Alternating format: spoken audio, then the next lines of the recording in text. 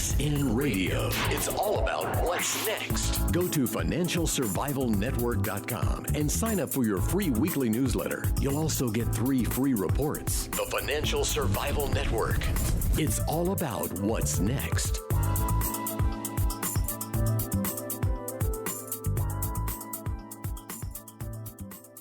Welcome. You're listening to the Financial Survival Network. It's Kerry, Lutz. The date is June 1st, 2015, and that means it's time for Mickey Fulp's monthly major market review. Mickey, how are you? I'm well, Kerry, and how are you? I'm doing great. I can't believe that the summer's here and the end of the world hasn't come yet, but I've been waiting for so long, I figure eventually I'm bound to be right. Yeah, well, one of our anarcho-capitalist friends is predicting the financial world's going to come on to an end on September 13th. I don't know if you saw that. Oh, I've seen every date for the past 4 years since I really got into it. In fact, June 7th, Mickey, is my 4th anniversary since I created the Financial Survival Network, and I've been doing this pretty much full time.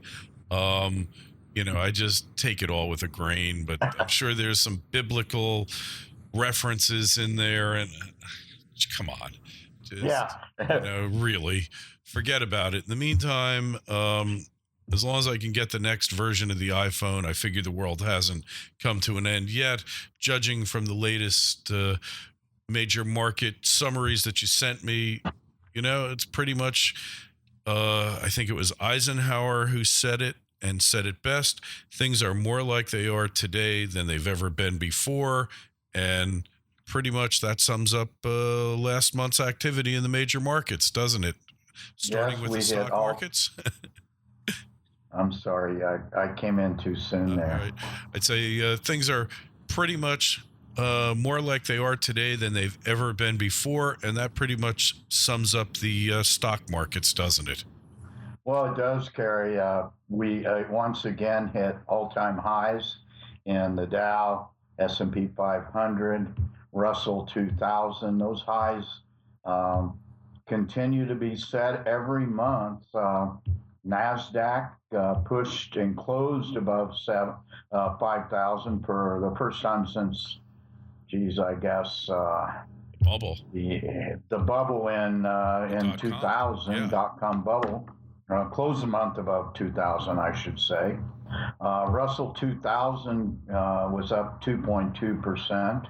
For some reason, the Toronto Stock Exchange Index was down almost 1.5%. Not really sure why that is. It's very much, I think 50% of the market caps are natural resources stocks. And, most natural resources treaded water over the month. But be that as it may, it is what it is. Toronto Venture Exchange remains mostly moribund. There have been some increase in mergers and acquisition activity, but that has generally been in the small to medium parts of the space.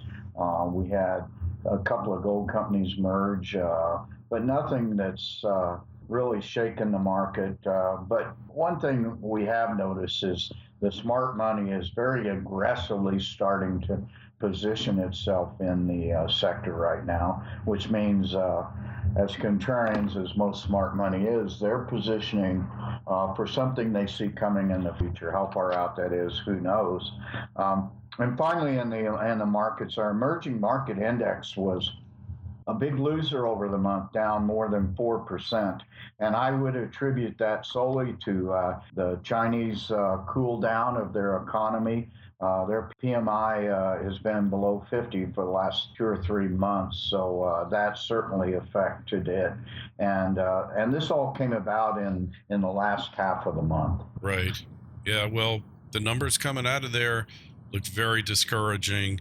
And, I mean, you can only spend so much money, and then you're going to have diminishing returns, or, as we economists like to say, diminishing marginal utility. And I think they're hitting it now. No politician ever likes to admit that concept exists, but it seems obvious that that's exactly where we're at now. Well, certainly 10% growth is not sustainable over the long run. and even 7% is kind of the number bantied around now. That's probably not sustainable. Economies just cannot continue to grow at those rates. So, I don't view this as any great surprise. Chinese economy continues to grow, and I look at that as positive. I think the Chinese economy is making the transition from a growth economy to a more mature economy, and you're not going to see those growth rates come out of it anytime again soon. In fact, the growth rates are going to continue to diminish because that's just the nature of the beast. I think it's what you saw in the United States at the end of the 1800s, the beginning of the 1900s. I think that's where they're at now. So expect more of the same, and that's just the way it works. So onto our money and what's happening there. Well, the dollar has been very volatile, but vacillating. So it's during the month, I think it went as low as 93 and as high as the mid 96 level. So it is volatile. We're seeing daily permutations in the value of the dollar index that are probably unprecedented, but it's basically retaining a lot of strength and really not going anywhere, if you will. Down or up, 1.9% over the month. Concomitantly, no surprise here, euro was down 2%, closed the month at $1.10. 10-year treasuries were up 3.5%, but this rate is still ridiculously low, closed at 2.12%. I mean, who wants to buy a 10-year treasury bond right now? Certainly not the Fed with the end of quantitative easing. So, those are essentially work out with even low inflation rates as a negative interest rate. So, I'm not going out and buying any 10-year treasuries, and I'm sure you're not either. And then going on, we have the conundrum, which is Bitcoin. It's been flat for the last 6 weeks. It closed the month at 233.40, down 1.3%. But it looks, if you look at a chart over the last couple of years since it or let's say a year and a half since it went exponential, it looks to me like it may be establishing some sort of base here. It's basically flatlined for the last 6 weeks. So I think we'd like to watch that and see what happens. Well, if you were in Greece right now, watching your economy basically implode, watching your country devolve from a sovereignty to a brand effectively, Bitcoin might start looking pretty good to you because you know that they're going to put limits on the amount of currency you can take out of the bank any day. And you would be hitting that send button, getting those blockchains, and opening up your wallets right and left if you could figure out how to do it. Now, the Greek, in terms of technology, the Greeks aren't always at the top of the wave, but you would be really giving it serious thought, I think. And well, I think the new next big thing here is big gold, and I don't know if you follow big gold, but big gold makes a lot more sense to me than Bitcoin does because it's actually backed by gold. Now you are introducing third-party risk in your gold holdings, and which to me kind of negates the effectiveness of owning gold, but it can be, I think, has potential to become a medium of exchange at some point. So that was the big rage over the month, was big gold, and it actually went exponential over the month. But we can talk about that another day. Yeah, we should talk about it. Our friend James Turk is basically they took gold money over. And, and he's out of retirement yet again. I guess he's never going to retire. So doesn't surprise me, James, or any of us really. Yeah, well, retirement's a 4-letter word to me. Yeah, exactly. And onto our metals, which surprisingly enough had an up month, although not by much. Not by much. The precious metal business has been pretty uninteresting for quite a while now. We've been hovering around this 1200 level. I'm looking at chart here. Geez, for since basically September of 2014, we're up and down, with 1 month exception in January when the Swiss decoupled from the franc from the euro. That sent it above. But plus or minus 1,200, silver plus or minus $17 an ounce. Platinum continues to drop, whereas the other precious metals have not. This becomes a very strong buy signal for me. I did an interview about a month ago, and with one of our compatriots, Turd Ferguson, and one of his final questions was, I think it's a standard question: which would you rather own? Gold. If you had $1,200 today, what would you buy? An ounce of gold or a few ounces of silver? And I go, I'd buy platinum, and that's just for the arbitrage that I see coming with platinum.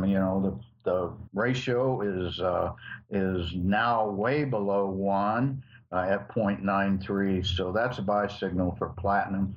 Meanwhile, palladium was flat over the month, and copper hit 292 in mid-month, which was a 5-month high, but it dropped in the last half of the month, and once again, that comes directly to the Chinese PMI. Yeah, couldn't hold on to those gains, back down to 273. Ratios and the gold to silver, still over 70. Yes, gold still remains strong with respect to silver. It still really hasn't stayed at my magic number of 75 long enough for me to exercise my idea that you buy silver at the expense of gold at some point. We already mentioned the platinum to gold ratio, and the platinum to palladium ratio is now down to 1.43, and that's a low since we've been tracking. Finally, we'll move on to energy. Oil kind of vacillated once again over the month, in the high 50s to low 60s, so plus or minus $60 for WTI. Brent was actually down 2% over the month, closed at $65 and change. This arbitrage that we see between Brent and WTI has closed a bit. That ratio is now 1.06, so we're seeing some rebalancing of those. And the oil business is still on kind of shaky legs. We still have very high inventories, although they're going down, and we still have a glut of light crude in this country, and that I don't think is going to change until we get to the point we can export crude oil, and that's a political decision. Henry Hub was up 7 cents over the month, so it essentially gained back what it gave up in March, but at 264, that's not going to get anybody excited. 264 per million BTUs. We're coming, as you alluded to at the beginning of this interview, the summer, so we would expect inventories to decrease as people turn on their air conditionings in such places as Florida, which I think is where you live now. Correct. And Florida has become a state where nuclear and nat gas are the primary sources of electrical generation. And fact is, I talked with David Gerwitz over at Charles Nenner and Company. They're predicting that nat gas is going to be strong for the next year. Whether they're right or not, hey, they're not right on every call, but they're generally pretty good on energy. So, well, define strong. I mean, they say it's going up for the next year. Yeah. Well, I'd hate to see it go much lower than it is right now at 264. No one making any money at 264 gas. That's in the production or the drilling end of this business. let's put this into context. It should go up. It certainly is oversold in my opinion now, especially with this movement to convert coal-fired power plants to nat gas. Now, I don't know if that gets us anywhere, since natural gas is methane, and methane is the ultimate greenhouse gas. But, to me, nuclear power is the future of baseload electricity for this foreseeable future of the world. And uranium actually lost 50 cents over the month. It's still hanging in at plus $35 on the spot price. This can be directly attributed this month to DOE sales of U.S. surplus U-308. And then TEPCO came in toward the end of the month, and that's the Tokyo Electric and Power Company, and they actually sold some inventories to help with their balance sheet. At some point, Japanese reactors will restart, but it's going to be a very slow, painful process. There are 3 licensed to start right now with approval from the federal to the local level. We'll see if that comes about this year. Yeah, that will be interesting to see, but uranium certainly doesn't look like it's going any lower, and could very well bounce back. And these markets pretty lackluster for the past month overall. Yeah, they really have been, and so volatility is what we're always looking for. We haven't really seen that. I would like to put in a little plug about uranium. Despite this relatively low spot price, there's a buzz on the street about uranium companies right now, and in conjunction with that, we've organized a symposium in New York City on June the 23rd with Tom Dean of Murdoch Capital Partners. I will be the keynote speaker of that. It's called Uranium, the Once and Future Energy King, and we've got a cadre of 5 very good uranium companies, all the way from soon-to-be producers to grassroots explorers all over the world. And so if people are in the New York area, it's free, all-day symposium. I'd encourage them to check it out. The event is listed on my website. All right, excellent. And hey, as always, mercenarygeologist.com, and your other sites, Mickey? Mercenarygeologist.fm.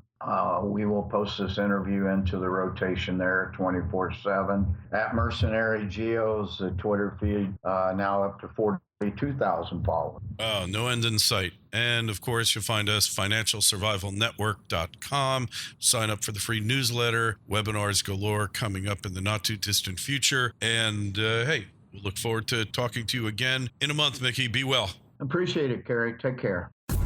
FSN Radio. It's all about what's next. Go to financialsurvivalnetwork.com and sign up for your free weekly newsletter. You'll also get 3 free reports. The Financial Survival Network. It's all about what's next.